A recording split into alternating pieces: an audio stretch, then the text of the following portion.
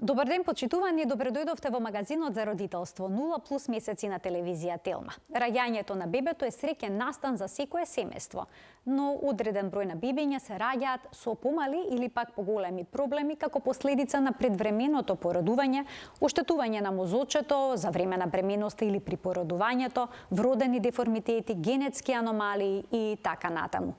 Овие деца треба да се следат внимателно од стручен тим на лица. Каква е улогата на физиотерапевтот во овој процес? Ќе ја запрашаме Дијана Мариновска, магистар по физиотерапија во педијатрија. Разговорот ќе го проследите по рекламниот блок, затоа останете на Телма.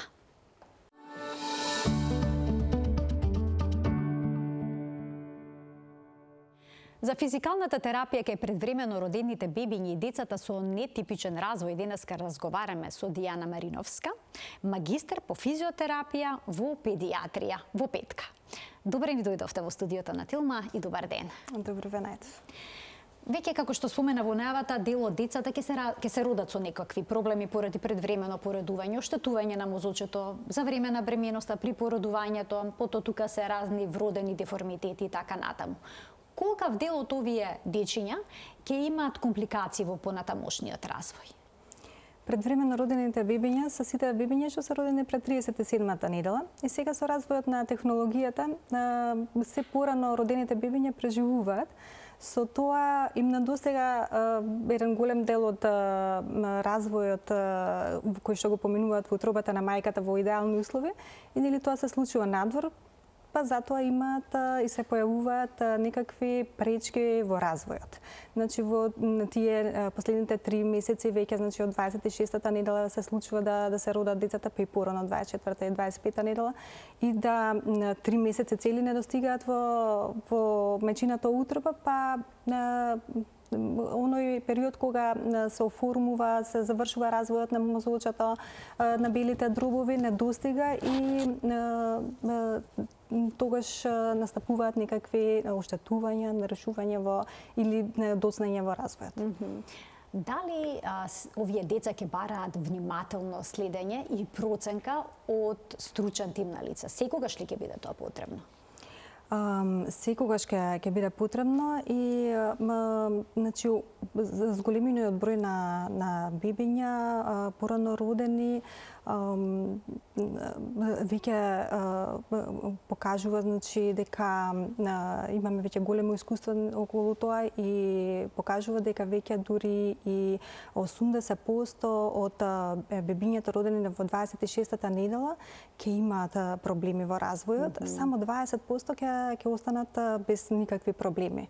Особено овој процент се зголемува после ако бебето се роди порано од 32-та. Што порано се роди, толку поголеми шанси за некакви компликации во развојот. Сега се случува и кај бебињата што се родени и после 36-та недела, 37-та, затоа тие не се бројат нели во предвремено родени, но се случува пак да не земе воздух на пораѓај, да има некакво крварење или едноставно да доцне во развојот, да му треба малку физикална терапија за помош. Колкав тим од стручни лица всушност работи со овие деца? Откако ќе заврши породувањето и престојот, најчесто престојот во инкубатор, нели, откако се завршат работата таму еден цел тим од доктори, потоа следува наследењето кај невролог, физиотерапевт, понатаму дефектолог, па и на третата година веќе и логопед. Но во првата година мора да бидат интензивни прегледите кај невролог, физиотерапевт и ортопед. Споменавте физиотерапевт. Дали секој физиотерапевт може да работи со бебиња и со мали деца? Оскудна е програмата во училиштата или факултетите за работата со физиотерапевти и обуките најчесто се случуваат надвор од Македонија. Ама и не само тоа, туку и сериозноста на работата. Всушност, во првата година најмногу можеме да постигнеме резултати кај бебињата, па затоа не треба да биде случаен изборот кај кој физиотерапевт се работи. Всушност не смееме да изгубиме ни месец-два во првата година за да имаме најдобри резултати. Вие сте инаку магистар по физиотерапија во педијатрија. Јас искрено не знаев дека постои таква прават некоја специјализација, физиотерапевт всушност само за деца? Само за деца, да. Каде ја стекнавте таа Да, наобразба? во Бугарија завршив таму и факултетот и магистратурата и многу важни се и до обуките, всушност различните методи кои што делуваат кај овие бебиња кои што ќе се јават нели некакви последици како хипертонус и хипотонус. Следователните обуки кои што траат и по неколку години се случуваат во странство. Така, и сега некогаш и родителите забележуваат дека нивното дете одстапува од нормалниот развој кој ќе го споредат со врсниците или пак со постарото дете. Се очекува ли понекогаш и родителот да направи некаква проценка во одстапувањето на развојот на своето дете?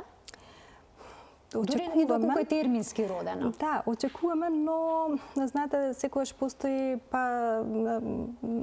моментот дека не се сите деца исти и можеби малку касни, можеби му треба малце повеќе време, можеби е малку помрзливо, па татко му беше таков, мајка му беше вака или нели се наоѓаат некогаш луѓето некакви утехи, но кога е предвремено родено бебето, очекуваме да има отстапки од развојот и затоа е најважно да не се двоумат, туку да дојдат на една процена и некакви совети. За да нема, затоа што потоа се каат родителите. Како не дојдовме порано, ако верувате, ако дојдат родителите и бебето на 3-ти месец, веќе и да се почнеме со физикална терапија и веќе кога ќе дојдат на 7-ми месец има голема разлика. Вие ќе си помислите 4 месеци се тоа, нели? Пак е во првата година ќе има резултати, но имаме голема разлика во тоа колку треба да работиме и што се можеме да постигнеме. Кога станува збор за предвремено родено бебе, кога треба бебето да се однесе на физиотерапевт? Да речеме, дали првиот месец после раѓањето или вториот е прерано? Веднаш. Значи, да. Затоа што, например... Можете да процените ке толку мало бебе дали ќе има отстапки или не? Не се проценува само со... Кога ќе се јават веќе знаците кај бебето, веќе можеби да е касно.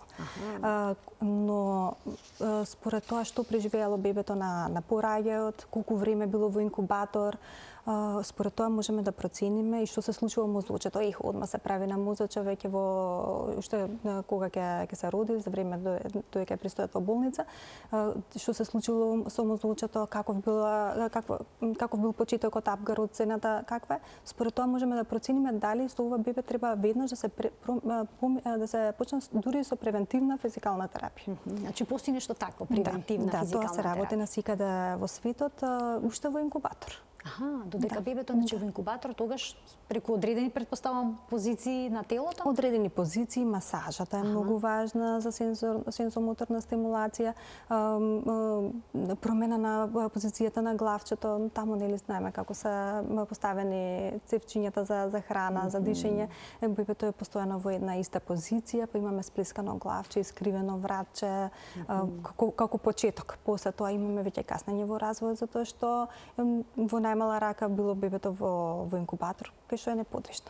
Како изгледа еден преглед кај физиотерапевт кој има специјализација за педиатрија? Што треба родителите од документација да однесат?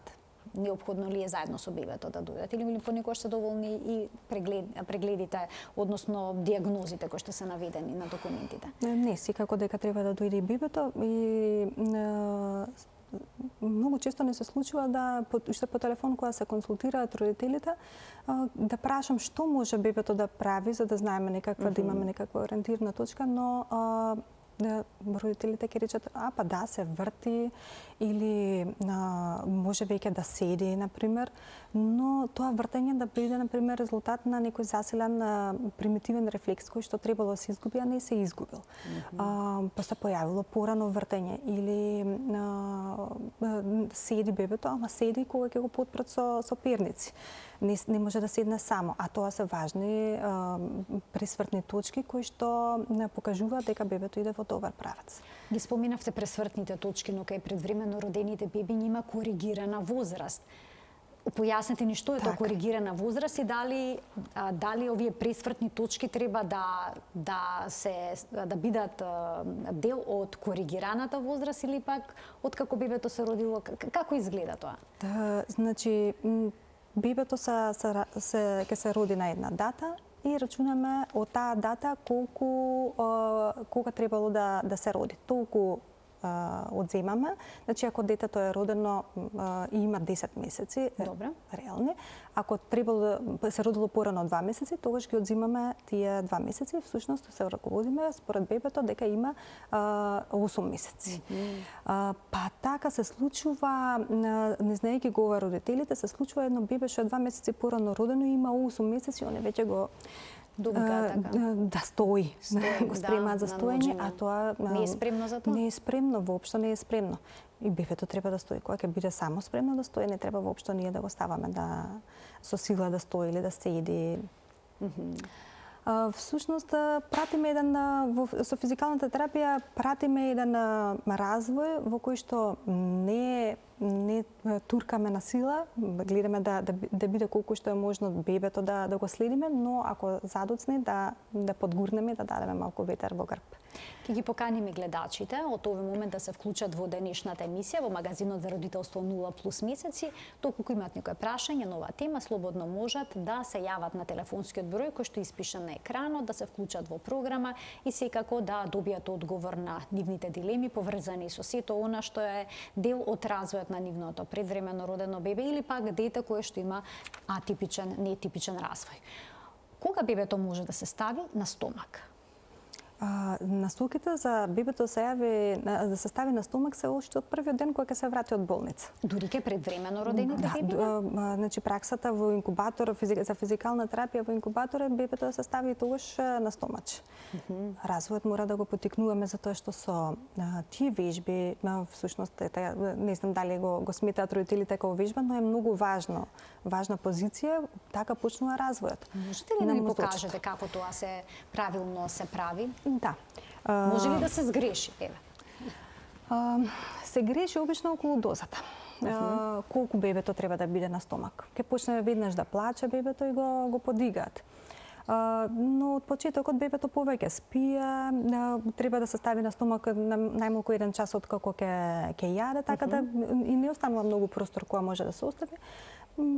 Така да се разбудува од спиење, менуваме пелена, го ставаме во позиција на меша, 1 минутка, 2, напред рачињата и бебето да вежба главата. Така започнува развојот, кога ќе почне да подигнува главата, да врти, да погледнува напред и всушност од оваа позиција потргнува све. Потоа подигнување на со рачињата нагоре, малце значи вака со прави рачиња се подигаат, фаќаат напред и тука веќе почнува когнитивниот развој, значи колку е далеку играчката, колку е далеку мама, да се сврти да разгледа околината нови бои, нови форми и од колку ќе се научи тоа, почнува вртењето. Како изгледа тоа? Вртењето најчесто изгледаат колку ќе научат на стомак, најчесто се фрлаат на грбчето. Сега околу тие работи со вртењето, значи се случува околу 4,5 месеци се случува вртењето на едната страна и околу 5-тиот месец веќе се врти детето на 2 страни. Тука каде грешат родителите што или каде можат да приметат дека нешто мањка со развојот на бебето, тоа е кога бебето се врти предолго време на една страна или фаќа со едната рака само. Има бебиња кои што дури сакаат само да спијат на една страна, само на лева страна или само на десна, потоа само едното раче го ставаат во уста. Тоа е проблем? Тоа е проблем, да. До 2-3 години веќе се смета дека невролошки не е во ред детето да биде деснаке или левака, како што милуваат да се кажат родителите, туку мора да работи со двете, да имаме симетрија, да работи со двете раце подеднакво. Има вежби конкретни што може се направат? Да. Може да ни покажете нешто? Не се разбира, да. Значи, доколку видиме дека бебето е на стомак и фаќа само една играчка, односно едната одмара и со другата играчка се фаќа, можеме да стопираме, но во раниот период и не гледаме да не ги стопираме движењата, да оставаме да се развива, но тогаш ја стимулираме другата рака повеќе. Му покажуваме што треба да направи. Како што прави со едната рака, така и со другата. Посегнува по играчка, ја шири. Ако имаме некоја топка, да ја рола топката. Или доколку на стомак, на грбче, додека ја става само едната ја става само едната рака во уста и другата му ја ставаме. Ставаме играчки помеѓу рачињата да бидат еднакви. Значи, му покажуваме на мозокот што треба да прави и како треба да изгледа на работата на другата рака. Со вежбите, всушност, го развиваме мозочето. Секое движење, секоја дразба што имаме на рачето, ноѓето, на главата, се дразнат нервните клетки од раката и се прават нервни патишта до мозочето. Така се обновуваат или се прават, се обновуваат центрите кои што се оштетени, например, при крварење на мозочето или кога имало хидроцефалоз, кога имало воздичка во главата или кога не земало детето воздух, па се оштетени тие клетки. Затоа што пластичноста на мозочето во првата година е најголемо. И тогаш можеме да најмногу можеме и потоа можеме, но тогаш најмногу можеме да ги обновиме оштетените клетки или здравите клетки, зависно од тоа колку е оштетено мозочето, здравите клетки да ја преземат работата на оштетените. Затоа овие вежби всушност се нарекуваат и невроразвојни, бидејќи всушност отвараат некои нови патишта во мозочето доколку има некакво оштетување. Советувате ли секогаш да се користат играчките за развојот на моториката кај децата? И какви играчки да се користат? Така, сега јас баш не земав соодветни, но дома што најдов, ама например црвената, црната и белата боја се оние бои кои што го стимулираат погледот. Можеме да стимулираме бебето се врти на едната или другата страна. Например, тоа го користиме кога доаѓаат родителите со искривено вратче или со сплескано главче на едната страна, па покрај другите совети или како да се менува позицијата, да се смени позицијата на спиење или позицијата на лежење и играње, тогаш ќе имаме играчки во црно-бела и црвена боја со кои што ќе стимулираме со преку погледот да бебето само дојде до одредена позиција, нели. Кога ќе направи бебето само нешто, тогаш најдобро се јакнат тие нервни патишта кои што сакаме да ги изградиме и да ги обновиме. Доколку бебето има сплескано главче или пак проблем со вратчето, понекогаш родителите го вртат на спротивната страна, па стават перници додека спие за да не се заврти тоа. Го советувате како практика или треба да се избегнува? Тоа, зборите за обични перници, претпоставувам. Видете, јас имам предвремено родени близнаци, 34-та недела и всушност знам колку е тешко да се избориш со бебето кое што сака да биде во одредена позиција, плаче, што му ја поместиш главата се буди, таман сте го заспеле. Така да многу е упорно бебето да поправи све што правите вие, да си остане во својата позиција. Некогаш се успева, некогаш не.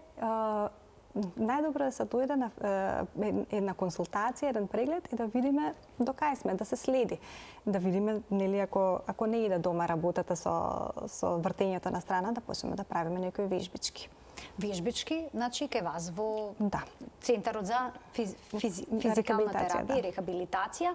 Како бебето да биде облечено кога го носат кај вас? Кога да го донесат, дали да биде јадено предходно, спиен, наспано или не?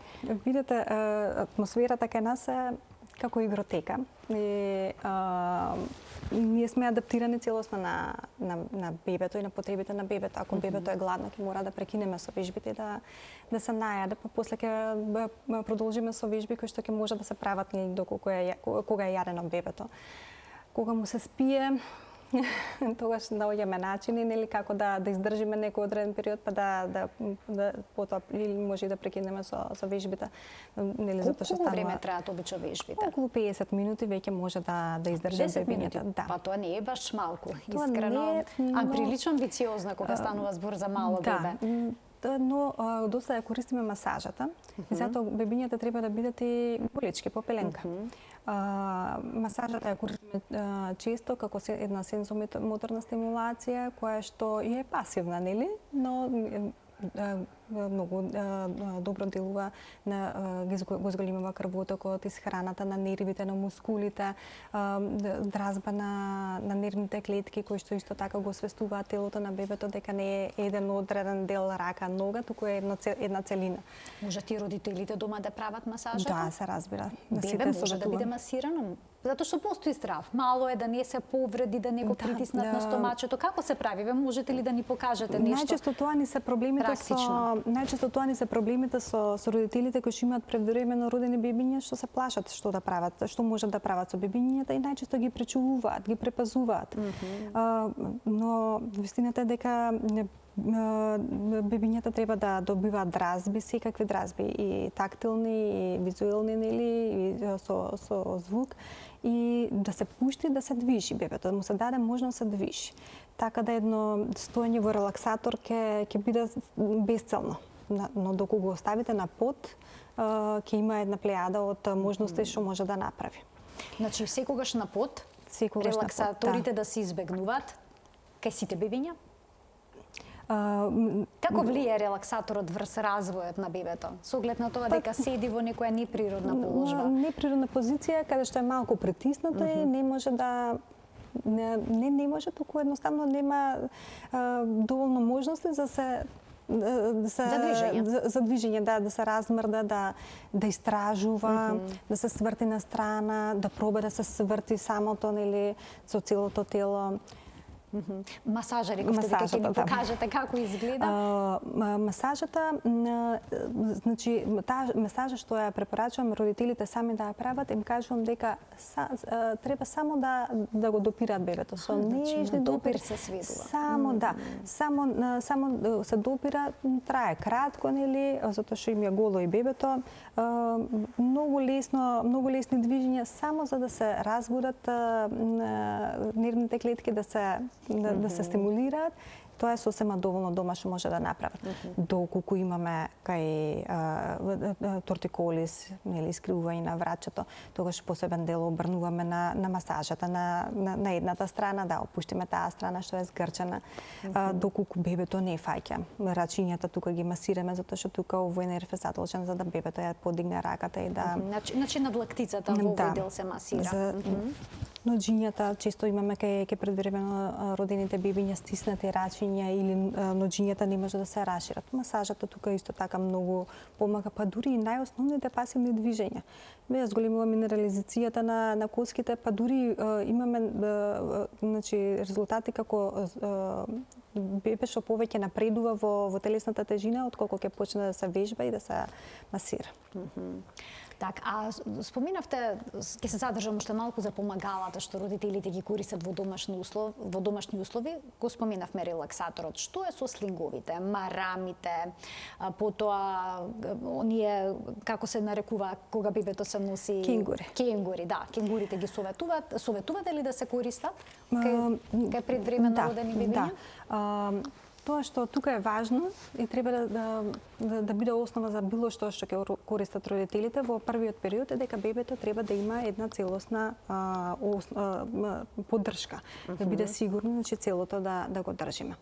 Она што исто така кога ќе подпорасне малце, па и не мора да биде толку големо држењето, кај кенгурите не ми се допаѓа кога рацете им се вака расширени. Затоа што предвремено роденото бебе ќе биде склоно, нели, да доцне во развојот и да развие некои нетипични модели на движење. Да со расширените рачиња го завекнуваме повеќе по делот на грбчето, мускулите на грбчето, и имаме едни рачиња што се расширени. Кога ставиме на стомак, детето вака паѓа. Подигната му е главата, да, но рачињата му се на страна.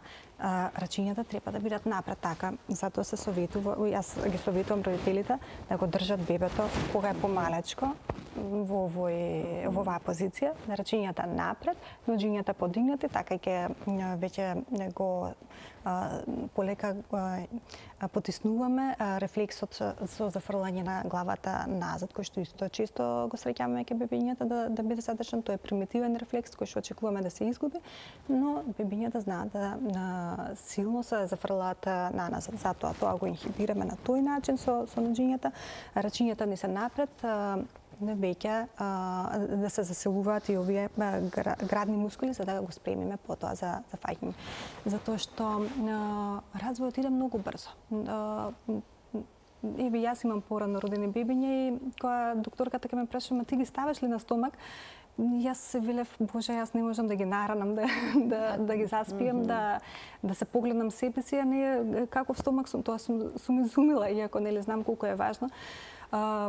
Но времето лета. Додека се освестиме, веќе детето има и 2 и 3 месеци, а на 3ти месец веќе очекуваме да бебето има 1 цел час поминато на стомак во текот на денот. Не наеднаш. Но додека е будно, тоа додека да нагласим. да. Дали може да спие на стомак? Не, да не спие на стомак затоа што на опасноста од синдром на ненада и на смрт кај бебињата е многу голема во првата година, точно затоа што не можат да дигаат главата.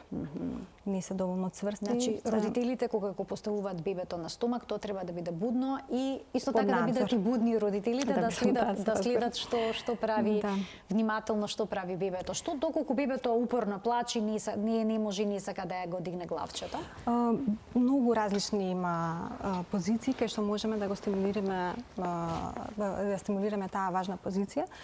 Бабите најчесто ова го прават. И тоа сосема работи. Рачињата се напред, бебето е тука, ве допира, малку се нишка и супера. Ке се смири.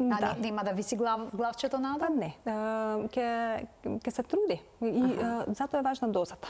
Колку ќе го држиме така, колку време. Што значи тоа? Колку? Па, на пример, јас почнувам со 1 минута, ке сите родители се, тоа малку е за таа доза ми е како за бебиња што ги стимулираме, односно посилно ги стимулираме кај што веќе каснат, односно ги држиме со рачињата во позиција на лакти, за да се направи тој нервен пат дека рачињата тука треба да стојат.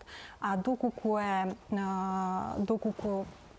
сме започнале на време со стимулацијата, чекаме малку поприродно да се развијат работите и кога бебето е малечко, многу спие, најадено не можете да го ставите на стомак за да не поврети, така да многу малце ќе биде тој период. Може би 10 минути во целиот ден. Бебињата знаат неутешно да плачат, доколку нешто не им одговара. Дали може би тоа најголемиот стрес и за родителите и за физиотерапевтот во целиот овој процес на вежбање и работа? Да, тоа е најстресното и веруете, може би одлучувачко, затоа што работиме кога плачат бебињата, но додека да стигнеме до таа фаза, се трудиме силно да не плаче бебето, да биде интересно, да сака да учествува. Па, ви кажав, атмосферата е како игротека, имаме многу играчки, звучни играчки во различни форми, се гушкаме доста, зборуваме доста. Значи мора да најдете начин да се справите со детскиот плач. Имаме гледач, ќе го вклучиме во програма. Добар ден. Добар ден. Повелете во програма сте. Добар ден. Благодарам прво за вклучувањето. Второ, да ја поздравам гостинката, тете Иван од Кочани. Така. Ние посетуваме физикалната терапија и морам да кажем дека Дијана врши одлична работа, само похвални зборови. Така, вие исто имате предвремено родено дете или?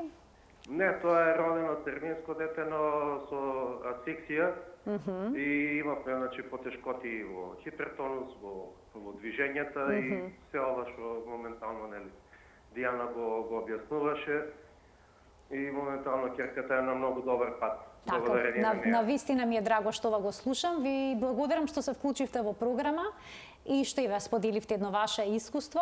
Значи, можат децата да се родат термински, но да имаат и хипотонија, да биде телото малку по-млитаво, да речем, така би се опишало тоа?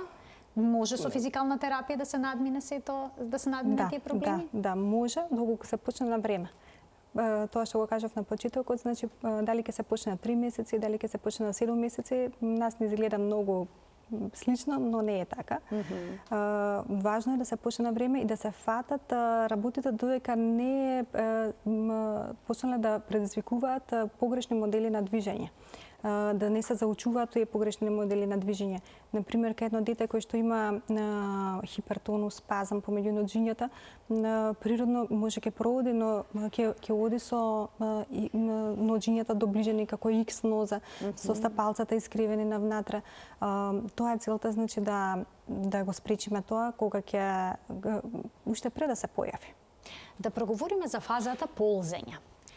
Тоа е нешто што многу деца го прескокнуваат и веднаш се исправуваат на ноза. Важно ли е ползењето и дали кај предвреме родените бебиња се очекува да ползат?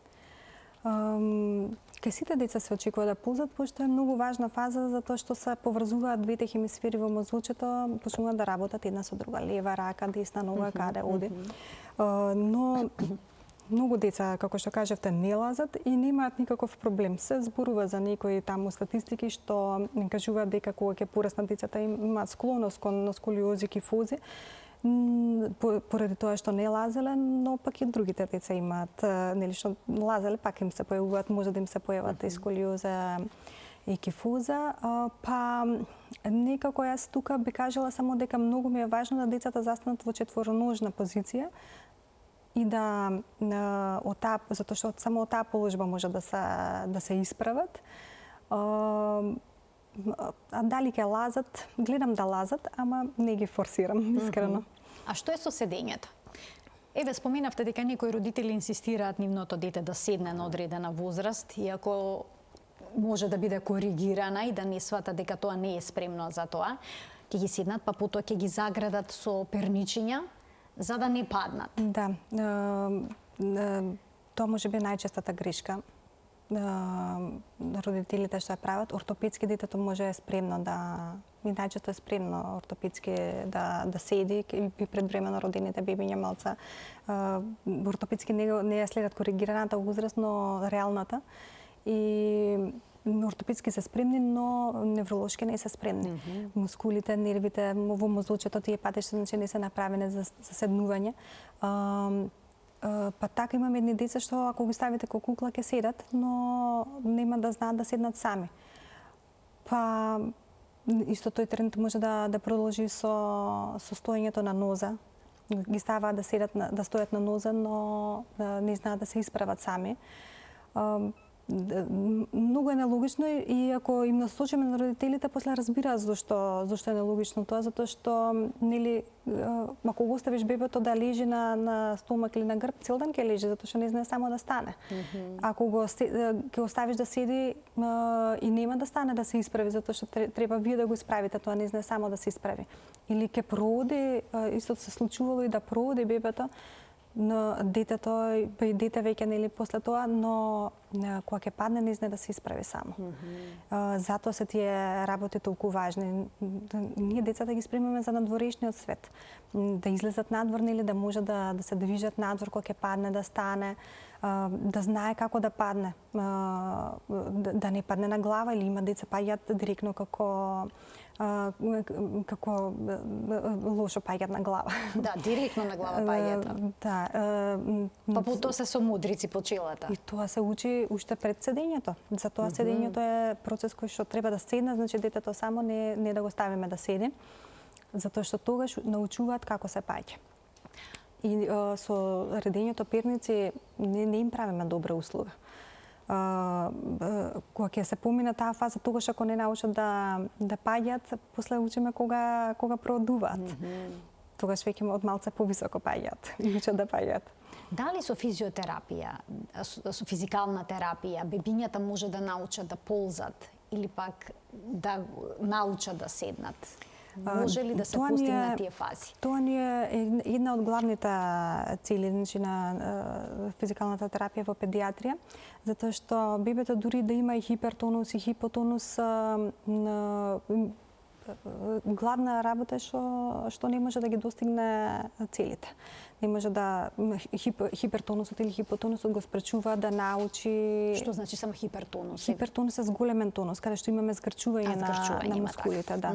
Тоа може да се случи во рацете и во нозете, па едно бебенце да не може да фаќа. Ета тука веќе почнуваат проблемите кај згрчените рачиња.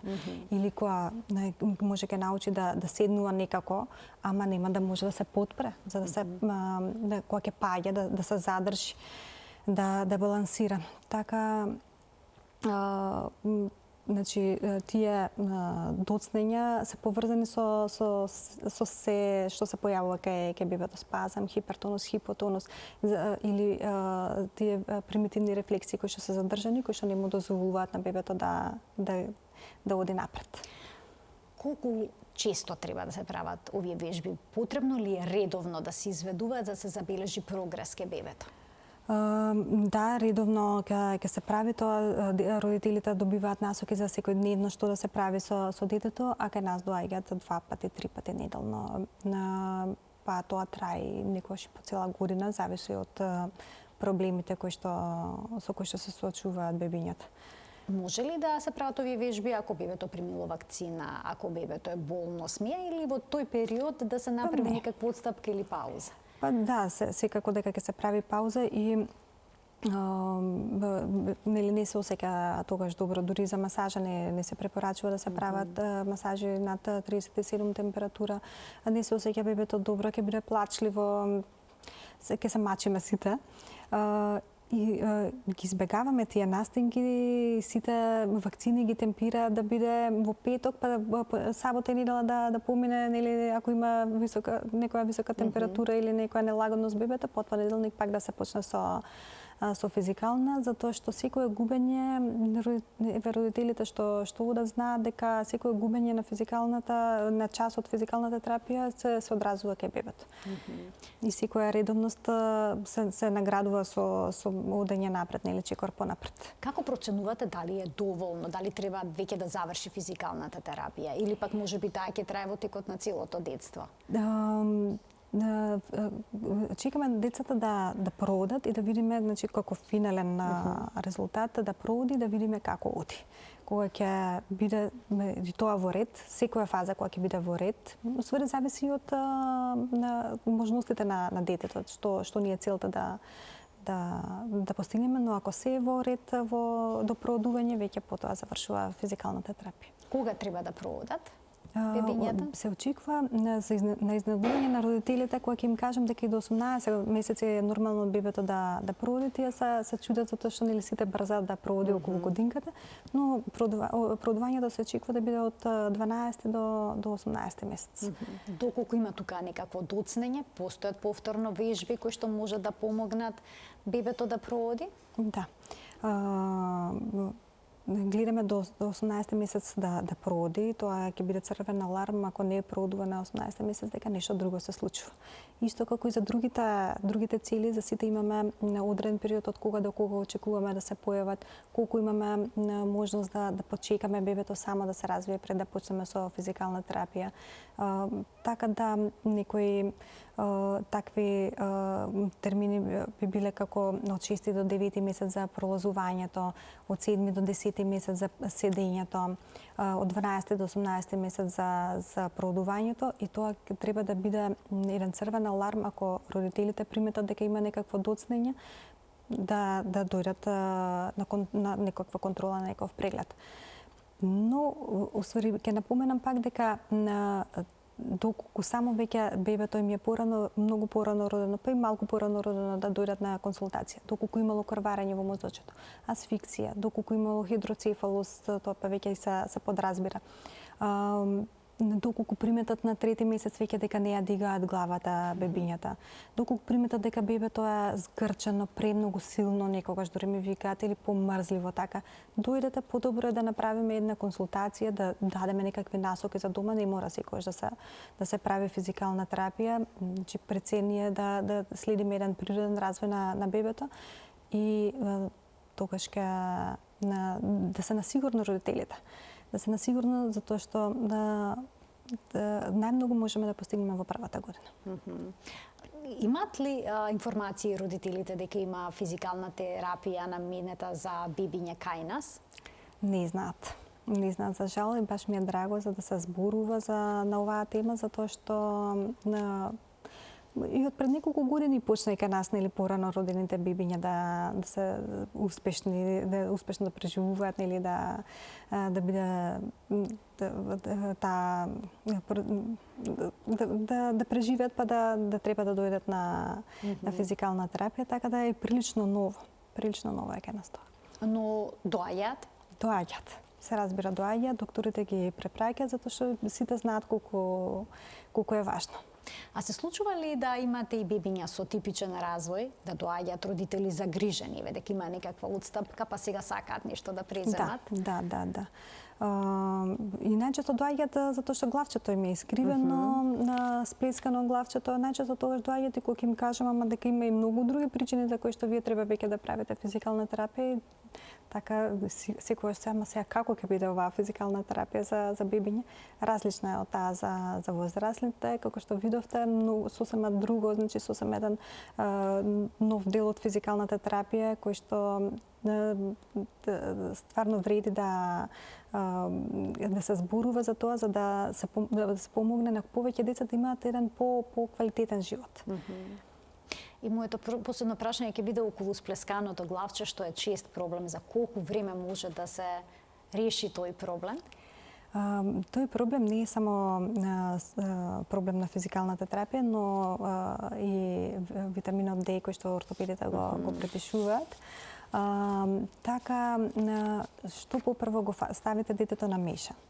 Толку побрзо, помалку ќе се плеска главчето. Доколку внимавате како го држите. Например, кога го држите бебето да не биде пак на сплесканото главче, да го свртите од другата страна.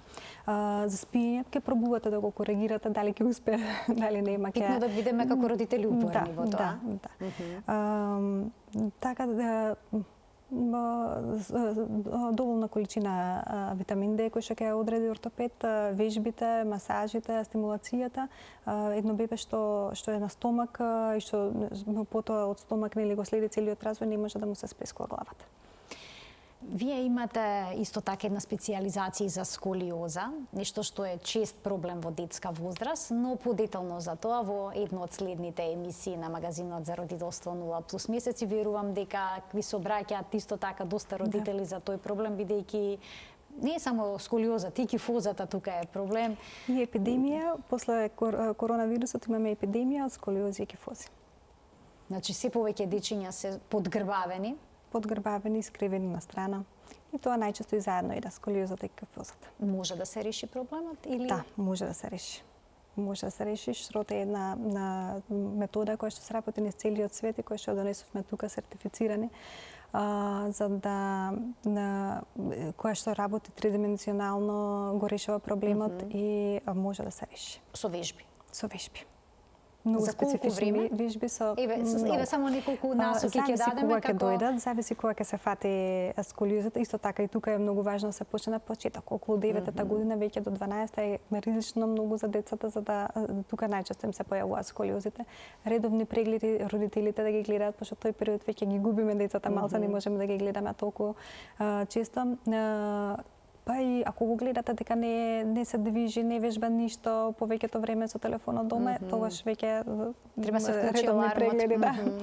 Редовни прегледи и ако се фати на време, неколку месеци и зависи од сколиозата, каков тип на сколиоза ќе биде, имаме некои прогресивни сколиози кои што бараат постојано вежбање додека детето во раст или барем да околу менструацијата на девојчињата до тогаш кога да вежбаме упорно без престан, затоа што никогаш дури 20 дена да се направи пауза покажува се враќа искривувањето, односно тогаш најголем успех ние да стопираме сколиозата, а понатаму ако можеме и да подобриме.